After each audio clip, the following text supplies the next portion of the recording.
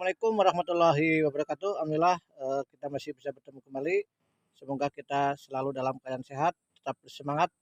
Untuk video kali ini saya lagi berada di salah satu perkebunan cabai. Mari ikuti perjalanannya. Warahmatullahi wabarakatuh. Ya Pak Ustadz, kita ketemu lagi nih untuk di wilayah kebun yang lain. Pak Ustadz nih kalau boleh tahu ini daerah mana nih perkebunannya? Ini di daerah Cijoho, Desa Sundakerta, Kecamatan Sukahening, Tasikmalaya, Pak. Oke, ya Ya, Kabupaten Tasikmalaya masih ya. Kabupaten Tasikmalaya, bukan Kota Ini Mobilu. adalah salah satu hasil yang dihasilkan dengan menggunakan Formula BioF yang oke, kita bicarakan tempo dulu ya. beberapa waktu lalu ya. Hmm, ya ini Ini alhamdulillah hasilnya ini dari jenis cabai cabai domba, ya. jenisnya dari cempluk gitu ya. Hmm, Dari cempluk ini hasilnya seperti ini. ya nih. Ini untuk pohonnya sendiri ya mungkin lebih kurang setinggi saya ya. Ini udah ditahan sebenarnya. Oh gitu. Biasanya tingginya itu lebih tinggi lagi, cuma karena Oh, produktivitas untuk pemanenan harus pakai tangga, mm, jadi kurang efektif. Jadi penanamannya kita perpendek, kita perkerdil sedikit, ya, dibikin kerdil sedikit oke, biar nggak terlalu ya, pertumbuhannya nggak terlalu jauh. ya. Alhamdulillah hasilnya seperti ini. Ini baru Ini kurang berapa lebih bulan ya, Pak Ustadz nih? ini kurang lebih sekitar 120 harian lah, Oke, oh 120 alhamdulillah hari ini ya. 120 Iya, hari, baru mulai belajar panen ini. oh, baru mulai belajar panen ya. Iya. Oke ya. Ya Meng- mungkin ini ciri-ciri panen itu udah mulai merah ya, Pak Iya, Ustadz ya. udah mulai merah. Sudah mulai ada yang merah ya. Ini setinggi saya nih masih wow, bagus sekali nih ya pertumbuhannya alhamdulillah. Ini adalah salah satu manfaat dari penggunaan BioF ya. BioF yang kita formula untuk dalam rangka mengefisiensi penggunaan pupuk. Bisa dilihat di tanah sekitar Ya, ini udah kelihatan keluar humus ya, ya. keluar humus. Mm, Ini adalah penggunaan dari asam humat yang kita aplikasikan di lahan. Ini lahan juga udah kelihatan agak hijau-hijau, oh gitu. tandanya humus sudah mulai numbuh. Mm, Ini humus sudah mulai numbuh nih, ya. kelihatan. Uh, Kelihatan sekali, ini juga ya. kelihatan hijau. Jadi itu bagus ya Ini bagus untuk itu. kesuburan tanah. Iya, pemanfaatkan humus itu mengandung kandungan seorganik yang tinggi, tempat Mm, hidup mikroba ya. eh, laktogen. Mm, Jadi ini bagus untuk pengembangan oh, di lahan seperti ini. oh gitu. Oh iya nih, masya Allah nih tumbuhannya ya Allah bagus sekali nih. Nih, ini mungkin kalau sudah tinggi begini proses tumpang sarinya kayaknya mungkin sudah tidak efektif lagi ya Pak Ustadz Iya, ya? karena kita repot dengan Iya, pemanenan, terus heeh, pemupukan juga agak sedikit berbeda. Jadi gitu. untuk awal tanam pupuk vegetatif ini kan udah masuk masa generatif Oh gitu beda ya, ya, beda pupuk ya? udah beda Sehingga pupuk. nanti akan bermasalah kepada Ya biasanya kalau untuk musim generatif seperti ini kita masukkan pupuk nutrisi vegetatif, biasanya bunga rontok gitu oh ya. gitu Jadi karena unsur ya. N-nya terlalu Ya. tinggi gitu. Jadi emang ada teorinya juga ya, jadi nggak Ya, sembarang kita tanam tumpang sari ya Ustadz ya ya? nggak bisa Oke, sembarang iya. seperti itu. Jadi kita melihat posisi awal biar Posisi pas awal. ya. Ya, ya Jadi seperti itu. biasanya bersamaan tanam mungkin ya. Ya, waktu Eh, tanam itu pupuknya ya, vegetatif, jadi sama-sama membutuhkan ya. sama-sama membutuhkan. Heeh. Kalau udah produksi seperti ini agak kurang efektif, Oke, dikhawatirkan mengganggu yang pertumbuhan oke. dengan generatif gitu. Mengganggu pertumbuhan pokok ya dari Iya, cabai ini ya. iya. Nah, jadi kalau ini nih, ini alhamdulillah teman-teman nih sangat subur-subur sekali. Ini masya Allah ya nih ya, pertumbuhannya. Memang kalau terlalu tinggi ya nanti kita proses pemanenannya agak sulit ya. Jadi sengaja ini diperpendek. Diperpendek sedikit gitu ya. Untuk penanaman cabai ini bagusnya emang di area terbuka ya Pak Ustadz ya. Area terbuka dengan intensitas matahari sedang sampai tinggi untuk intensitas cahaya gitu. Iya, oke. Jadi kalau untuk proses pemupukan awal sudah udah dijelaskan ya kemarin ya proses proses pemupukan awalnya ya. Mungkin barangkali mau dijelaskan juga dari awalnya prosesnya Pak Ustadz sampai tumbuh Prosesnya begini. sama seperti tadi, seperti yang episode lalu. Jadi untuk awal kita sterilkan dulu lahannya Mm-mm. dengan penggunaan pestisida nabati, juga termasuk dengan H2O2 plus dicampur dengan sulfur, bukan belerang. Jadi kadar Ya. belerang dengan sulfurnya dipisah dulu. Setelah itu kita masukkan mikroorganisme lokal. Kita juga masukkan agen hayati, Trichoderma, Mycorrhiza, sama Metarhizium sebagai untuk pencegahan awal. Selanjutnya kita proses tanam. Sebelum tanam kita masukkan dulu pupuk vegetatif, dicor per lubang, baru setelah itu baru kita tanam. Setelah itu masuk awal pemupukan dengan pupuk-pupuk vegetatif. Dengan setelah memasuki usia generatif, biasanya ditandai dengan keluarnya buah sama putik, bunga sama buah yang kecil putik. Kita robah pupuknya dengan masa pupuk generatif seperti gitu, itu. ya. Itu semua menggunakan pupuk hasil olahan sendiri ya? Pupuk olahan sendiri. Alhamdulillah. Pupuk-pupuk yang di sekitar kita lah, jadi banyak memanfaatkan gitu. lahan ya, pupuk yang ada di sekitar kita, jadi lebih efisien ya. Lebih efisien, mengurangi kos produksi juga gitu. Makanya saya jelaskan dari awal ini kos produksinya paling di kisaran 1.500, paling tinggi mungkin sekitar 2.000 lah. Gitu. Jadi satu pohonnya itu sekitar 2.000 biaya yang kita keluarkan ya, dari beli bibit, kemudian biaya pupuk gitu ya, dan lain sebagainya ya. Ya benar, kalau hitung-hitungan nih, mohon maaf mungkin ya, dalam satu pohon itu bisa menghasilkan berapa kilo lah mungkin sampai tuntas. Saya tidak bisa menghitung persis, tapi kalau ini mungkin per pohon itu kisaran sekitar 10 kiloan. Alhamdulillah. 10-15 kilo lah biasanya. Itu pun kalau kita perpanjang. Cuma karena biasanya kita mengalami kejenuhan, jadi udah begitu ada produk lain yang lebih menggiurkan di harga gitu ya. Jadi kita rambut, kita olah lagi, kita tanamin dengan tanaman lain gitu. Jadi kalau kita kadang-kadang, mohon maaf nih, bosan ngalah ya, bosan panen. Alhamdulillah. Ini saking lebatnya buahnya, saking kuat tahan lama, bahkan sampai beberapa tahun ya. Kok lama-lama bosan katanya. Dan nanti kita bisa lihat di sana itu ada pohon yang usianya udah di atas 1 tahun, mungkin sekitar 1 tahun 2 bulanan lah. 1 tahun 2 bulan masih bisa tumbuh, masih bisa berbuah ya. Masih menghasilkan, masih menghasilkan. Hampir nggak ada bedanya dengan yang baru awal panen ini. Jadi alhamdulillah dengan modal cuma 3.000 ya Pak Ustadz ya, dengan 3.000 kurang lebih ini bisa menghasilkan 10 kilo ya. Kalau kita kali 20.000 aja udah lumayan ya Pak Ustadz ya. Alhamdulillah.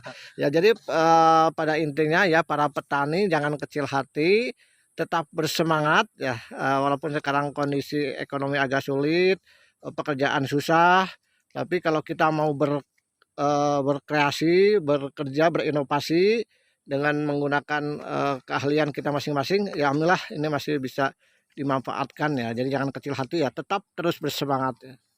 Ini bisa dilihat ya, produktivitasnya cukup tinggi. Nah nih buahnya ya teman-teman. Nanti kalau buahnya agak mengecil, kita bisa semprot dengan JPT, Giberilin namanya. Gitu. JPT yang mengandung Giberilin. Ada lagi ya, ramuannya ya. Untuk memperbesar buah gitu ya. Mantap ya, ini untuk memperbesar buah juga ada memperbesar batang juga ada. Ada auksin, ada Giberilin, ada sitokinin dengan bahan-bahan yang ada di sekitar kita.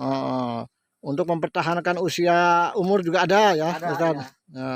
Kecuali mungkin takdir ya, hukum alam lah mungkin yang tidak bisa kita atasi itu, ya bencana alam nggak bisa diatasi ya, kebanjiran dan lain sebagainya ya. Maka dari itu ini tahap awal kita harus sudah siapkan nih paritnya, bedengan-bedengannya juga kita siapkan untuk ya berikhtiar dalam artian bencana ya. Oke nih, alhamdulillah nih teman-teman, sangat betah sekali nih di kebun nih, nggak terasa waktu udah siang tapi asik nih.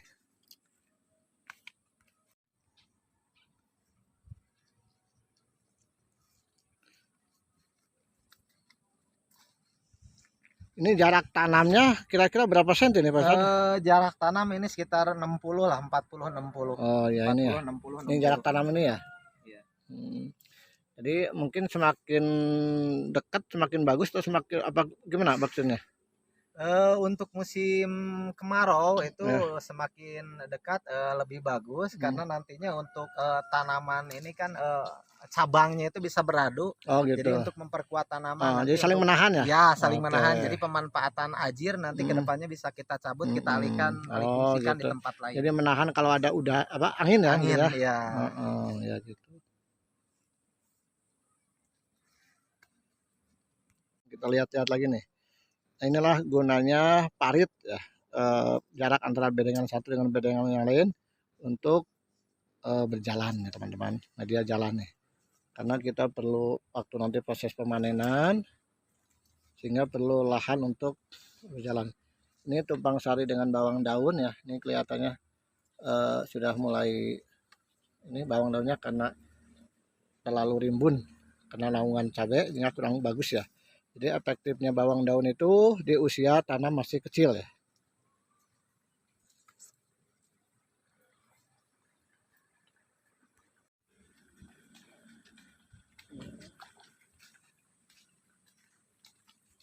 Oh, ini bisa lebih tinggi lagi sebenarnya nih. Masih bisa lebih tinggi Oh, lagi kalau bisa kita mau lebih. sebenarnya. Waduh, cuman mungkin proses pemanenannya nih yang agak repot ya teman-teman. Ya.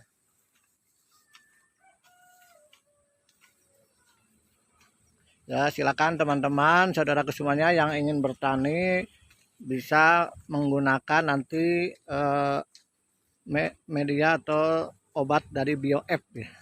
Oke. Jadi untuk sekarang emang kita belum dipublikasikan karena kita sekarang buat percontohan dulu ya Pak Ustadz ya. Kalau contohnya hasilnya sudah bagus, kita pede ya untuk istilahnya ya mengembangkan lah. Mungkin barangkali ada saudara teman yang ingin berminat untuk beli, nanti ada disiapkan ya. Ini insya Allah harganya tidak terlalu mahal karena ini sangat efektif sekali, efisien sekali ya untuk pemupukannya.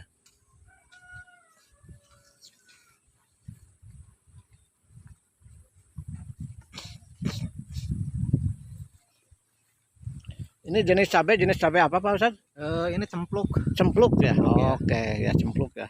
Tapi lada juga ya cempluk ya. Lumayan pedas. Pedas juga. Pedas sekali. Pedas sekali ya.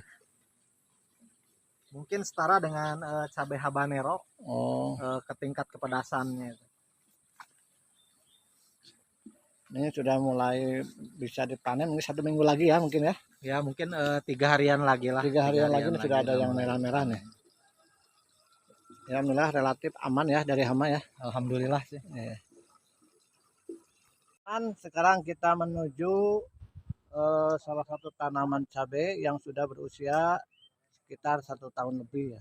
Alhamdulillah ternyata betul kata tadi Pak Ustadz, 1 tahun kita nanam cabai, panen terus setiap seminggu sekali. Mohon maaf kayaknya bosen ya, bosen ngalah ya, bosen ngambil ya. Ini buktinya sampai saat ini masih tumbuh banyak ya teman-teman. Itulah manfaat dari penggunaan BioF yang hasil produksi sendiri ya. Ini kita lihat dari atas nih teman-teman ya. Alhamdulillah sangat subur sekali tanaman cabainya. Kita menuju pohon cabai yang sudah berusia kurang lebih satu tahun 2 bulan kalau nggak salah ya. Kita lihat ya, ini pertumbuhan dengan menggunakan BioF, apakah masih bertahan di usia 1 tahun atau enggak? Kalau ini baru usia berapa nih? 2 bulan? Ini kurang lebih sekitar 3 bulan lebih lah. Ini sudah 3 bulan, pertumbuhannya alhamdulillah mantap sekali. Nanti kita akan lihat nih yang sudah berusia 1 tahun karena penanamannya waktu itu enggak sekaligus ya. Iya. Kita langsung menuju lokasi nih dengan Pak Ustadz nih selaku pembimbing pembina dari pertanian ini sekaligus juga yang menciptakan BioF. Ini adalah salah satu bukti ya dari penggunaan BioF, usia 1 tahun lebih masih cukup lebat buahnya ya.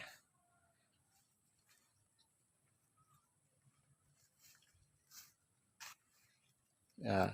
Sebenarnya ini adalah tanaman yang udah tua, yang seharusnya udah diganti gitu. Cuma berhubung tingkat produktivitasnya masih cukup tinggi. Iya, sayang dibuang ya, sayang. Masih saya mau dibuang sayang karena harga cabai masih tinggi. Masih gitu. Tinggi, oke. Ya, jadi kita manfaatkan terus selagi masih bisa panen. Ya. Selagi harga masih bagus, kita upayakan untuk tetap terus panen dan panen gitu. Oke. Gitu. Ini udah berapa tahun ya? Kalau nggak salah ini sekitar 1 tahun 2 bulan. Berarti 1 tahun 2 bulan kita panen ini seminggu berapa kali dulu? Per 5 hari sekali, kecuali harga lagi Alhamdulillah. memang lagi tinggi kita percepat jadi 3 Oke. sampai 4 hari Jadi sekali. ini per 5 hari sekali Ya, selama 1 tahun. selama 1 tahun. Masya Allah, alhamdulillah nih kita harus Alhamdulillah bersyukur walaupun keadaan udah seperti ini, memang ya. karena memang pohon udah tua gitu ya. Hmm, Tapi produktivitas buah tidak berkurang gitu ya. oke, iya. Nanti ini kalau untuk mohon maaf nih kalau mau diperbarui atau mau ditanam kembali, ini apakah nunggu dibongkar semua atau bisa langsung ditanam di bawahnya? Sebenarnya bisa langsung ditanam di bawahnya, Ya, kecuali kalau memang udah ini kan Muasa udah jelek ya. oh itu. Ini Muasa itu udah 1 tahun 8 bulan Oh karena gitu. awal kita memakai tanaman kembang kol, Oh gitu. burkol gitu ya. Jadi Jadi ini awal kita uh, tanami burkol untuk mengganti biaya olah lahan. Nah untuk kedepannya terus cabe sampai sekarang belum ya. dibongkar lagi gitu. Ya. Ini rusaknya itu karena apa nih Pak Ustadz nih? Apa karena terlalu banyak tanam itu tumpang sari ya? Oke ya. Jadi kalau terlalu banyak makan tanam tumpang sari sehingga mulsanya juga robek ya. Kalau kita fokus satu mungkin insya Allah bertahan ya Pak Ustadz ya. Ini bayangin aja ini pohon jagung kan udah masih bisa seperti Yo, ini gitu tuh. besarnya itu. Jagung tuh. Wah, ini bisa jadi ini nih bibit nih. Benih ya. Tuh, ini segala ada nih jagung, ayah, bawang daun tadi di bawahnya. Jadi emang jadi rusak ke mulsanya ya. Iya. Oke, nggak apa-apa lah. Yang penting untuk biaya mulsa sudah terganti oleh hasil yang didapatkan ya dari tumpang sari maupun dari cabai itu sendiri ya. Oke. Ini kalau dihitung ke kos produksi gitu ya, mungkin biaya olah lahan awal ini kurang lebih udah sekitar 1 hektar. Ya. Kalau nggak salah ini biayanya tuh habis sekitar antara 30 sampai 40 juta gitu Oh ya. gitu ya. Biaya ya dari 1 pengolahan Dia dari pengolahan awal sampai bibit, sampai pupuk. sampai pupuk sampai Oke. akhir. Dan alhamdulillah ini per 1000 pohon itu kira-kira menghasilkan sekitar 60-70 juta. Oh, Per berarti 1000 pohon. Kalau 1 hektar itu kan 700 bata, 700 dikali 30. Sekitar 21.000. Ya tinggal dikalikan aja lah gitu sendiri gitu. Jadi kalau modal mah sekitar 30 juta. 30-40 juta. 30-40 juta itu. Saya tidak merinci persis gitu, tapi kisaran seperti itu. Sekitaran 30 sampai 40 untuk lahan 1 hektar dengan kapasitas sekitar 21.000-an. 21.000 pohon. Ya. Kalau itu tidak termasuk tumpang sari, ini hanya dari cabainya aja. Dari cabainya aja. Tumpang sarinya kita nggak ngitung gitu.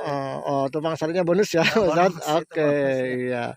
Jadi ya silakan teman-teman hitung aja sendirilah kalau kita bertani disitulah nikmatnya. Karena untuk cabai sendiri ini dari harga terendah sampai harga tertinggi pernah kebagian ya ini. Untuk harga terendah saya mengalami harga di kisaran 12.000 per kilo. Dan harga tertingginya saya masuk di 93.000. Alhamdulillah. 93.000. Belum pernah nyebrang ke angka 100.000 belum pernah. Enggak. Berarti kalau di rata-rata sekitar 50 mungkin ya Ustaz ya. Oke. Kalau 50.000 per kilo, kalau satu pohon 10 kilo udah berapa tuh? Iya, tinggal ngalikan. Mantap ya. Berarti sekitar 500.000 ya per pohon ya. Iya. Bisa menghasilkan dengan kapasitas tadi 21.000 pohon. Iya. Fantastis sekali ya. Jadi gitulah ya teman-teman, bertani itu tidak ada ruginya. Jangan gengsi, jangan malas, tetaplah terus bersemangat untuk bertani ya dengan menggunakan pola-pola keilmuan-keilmuan, pembinaan-pembinaan supaya hasilnya juga maksimal. Jadi jangan asal-asalan ya teman-teman. Tetap segala sesuatu juga harus menggunakan teknik atau cara-cara dalam pengolahan pertanian tersebut ya. Ya siap teman-teman, kita akan mencoba panen nih. Kita tadi nggak bawa wadah ya, mohon maaf, seperti ini aja. Ya panen ya, inilah. Sebenarnya ini baru dipanen. Oh iya, ini baru dipanen ya? Iya, baru dipanen 2 hari lalu ini. Jadi belum waktunya panen sebenarnya. Cuma kebutuhan sambal di rumah udah menipis. Ya. Jadi ya kita manfaatkan yang ada gitu. Ini juga udah lada lah, udah pedes ya.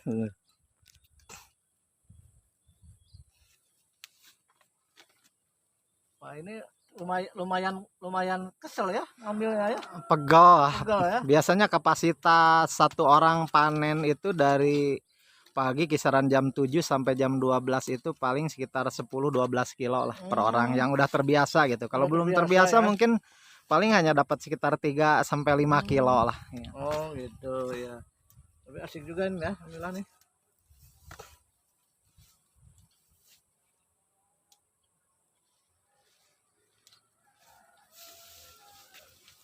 Nah, ini ada tomat juga nih teman-teman nih. Wih, udah jatuh ya. Ini tumpang sari dengan tomat ya. Iya, ada tomat untuk menambah-nambah lah. Nama-nama dapur. Nambah-nambah dapur.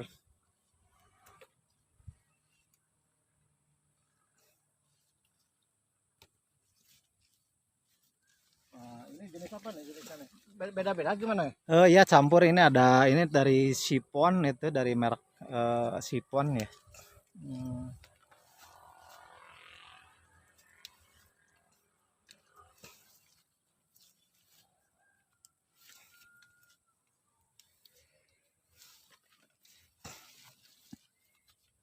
Ini usia 1 tahun lebih ya. 1 tahun tapi lebih. ternyata masih berbuah ya. Harusnya udah dirabut, itu udah diambil, udah dibuang. Tapi sayang. Tapi sayang karena harga cabai ini masih lumayan. Ya.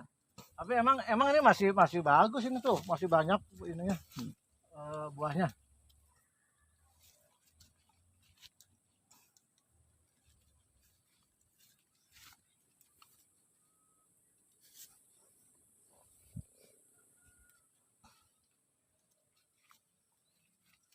Ya oke, sudah terima kasih ya teman-teman. Nah, teman-teman ya, kita panen ya alhamdulillah.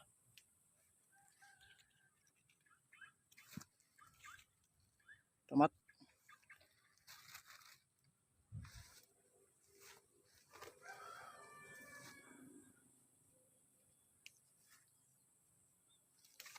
Itulah ya, jadi emang ini proses pemanenannya cukup makan waktu ya. Jadi kita ambil satu-satu yang sudah merah ya teman-teman.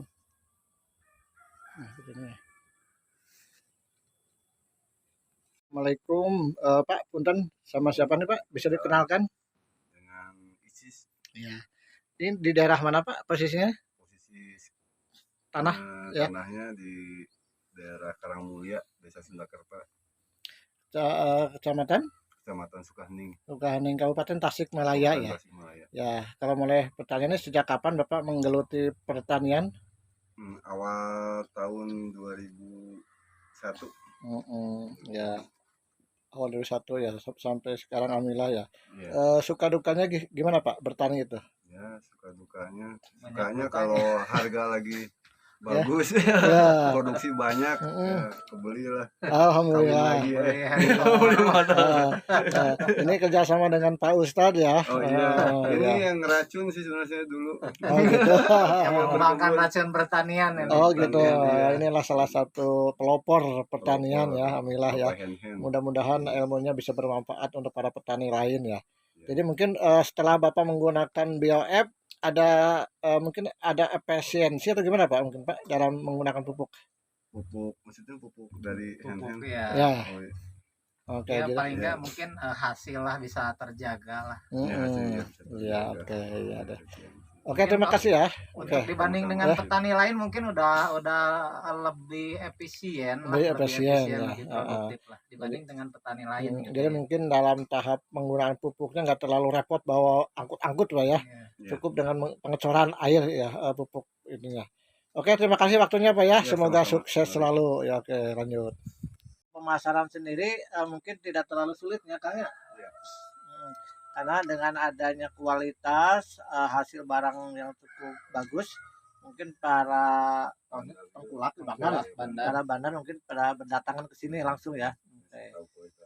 Iya, yang penting kita bisa menjaga kualitas dari barang tersebut ya. Harga mah ya untung-untungan. Ya, kalau harga mungkin mengikuti. Alhamdulillah untung terus ya. Ya. Murahnya. Soalnya kalau untuk cabai kan dari harga termurah sampai tertinggi mengalami Pak ya. Ya, jadi terutama khususnya cabai apa ya, cabai rawit. cabai rawit. Ya. Beda kalau cabai hijau atau cabai merah mungkin dia tergantung dari harga pada saat itu ya. Makanya mungkin kalau bisa disarankan bervariasi ya kita nanam itu ya. Iya, Ada cabai besar. besar, cabai Cabai rawit dan merah. lain sebagainya sehingga kita akan mengalami harga itu mungkin bermacam-macam ya. Iya. Teman-temanku semuanya, alhamdulillah terima kasih kepada teman-teman semuanya yang telah menyimak dan melihat video ini dari awal sampai akhir.